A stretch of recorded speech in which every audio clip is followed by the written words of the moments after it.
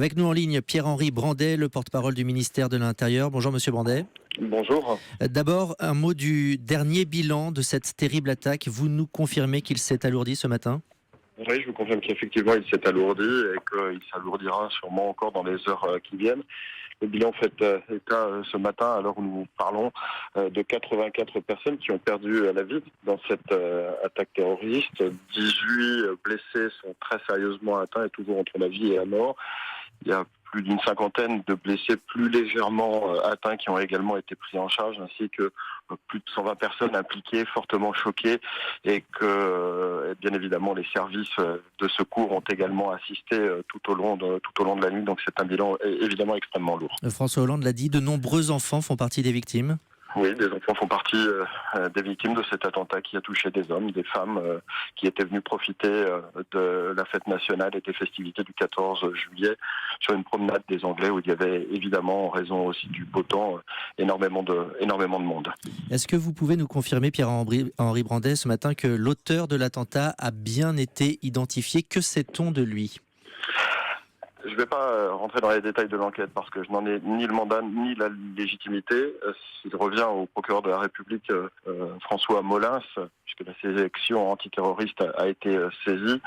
La section antiterroriste du parquet de Paris a été saisie. Il lui reviendra de communiquer en temps et en heure quand il l'estimera nécessaire. Ce qui est évident, c'est que des moyens considérables sont déployés en termes de police scientifique, à la fois pour identifier l'individu, savoir s'il a bénéficié de complicité, mener toutes les opérations de perquisition et d'interpellation qui devraient être menées.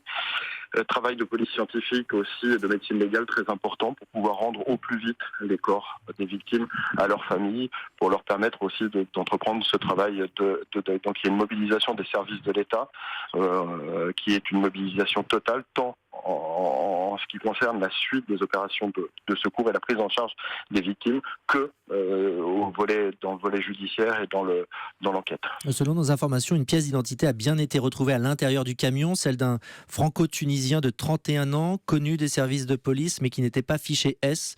Vous pouvez nous en dire plus ? Il y a un certain nombre de renseignements et d'informations qui ont été divulgués. Une fois encore, c'est pas à moi qui m'appartient de communiquer.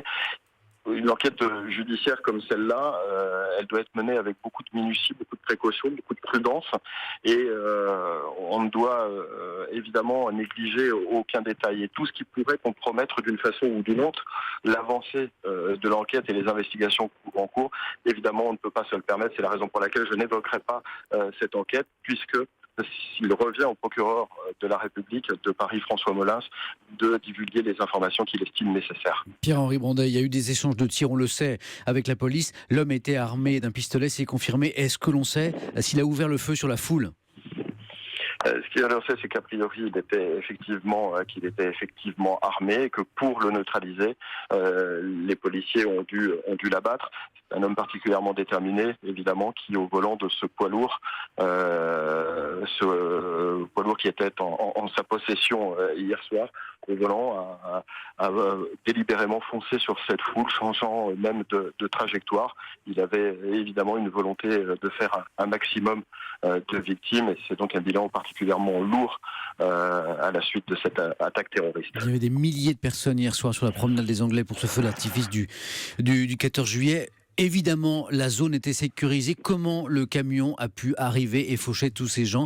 A-t-il franchi des barrages ? Est-ce que vous le savez ? Non, je n'ai pas d'éléments sur la manière dont l'individu a procédé, s'il a bénéficié éventuellement de complicité. En tout cas, sur la cinétique des événements, c'est vraiment l'enquête judiciaire et l'exploitation de la vidéosurveillance. Il y a de très nombreuses caméras de vidéosurveillance ici à Nice, et l'exploitation minutieuse va permettre de reconstituer très précisément, minute par minute et seconde par seconde, ce qui s'est exactement passé et comment cet individu a procédé. Il y avait un dispositif de sécurité qui était mis en place, un dispositif dispositif qui était conséquent, bien évidemment, parce que la fête nationale, c'est toujours un attroupement considérable, à Nice comme dans bon nombre de villes de notre territoire. Et maintenant, même en prenant 100% de précautions, ce qui est une obligation pour les pouvoirs publics, le risque zéro n'existe pas, et ce qui s'est passé hier soir vient de nous le rappeler dramatiquement. Merci Pierre-Henri Brandet, porte-parole du ministère de l'Intérieur, d'avoir réagi en direct ce matin sur Europe 1.